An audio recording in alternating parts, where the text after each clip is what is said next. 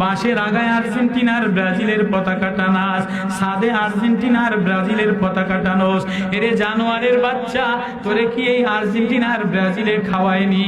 তোরে কি আর্জেন্টিনার ব্রাজিলে চোখ দিছেনি? তোরে কি আর্জেন্টিনার ব্রাজিলে কলিজা দিছেনি? আর্জেন্টিনার পতাকা টানানোর জন্য পতাকা দিয়া পুরো এলাকা জড়ায় দিছে, ছাদের উপরে পতাকা। তুই একবারও চিন্তা করলি না তোর আব্বাই চা বেচে, তোর আব্বাই ভ্যান চালায়, তোর আব্বাই রিক্সা চালায়, রিক্সাওয়ালার কষ্টের টাকা দিয়া কমবখ্ত জানোয়ার তুই আর্জেন্টিনার পতাকা উড়াইলি। তোর আব্বাই বাগানে বাগানে কাম করে, তরকারি বিক্রি করে, আরেকজনের গার্মেন্টসে মালিকের ভয়ে 8 ঘন্টার জায়গায় 12 ঘন্টা ডিউটি করে, রাজমিস্ত্রি কাম করে।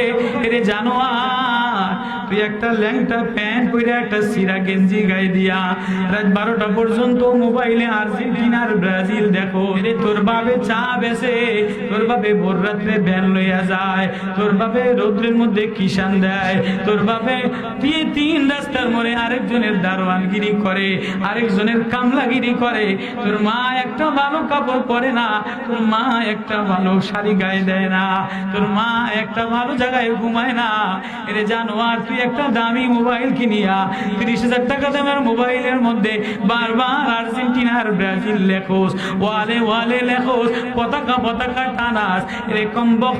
এরকম বক্ত কমি না।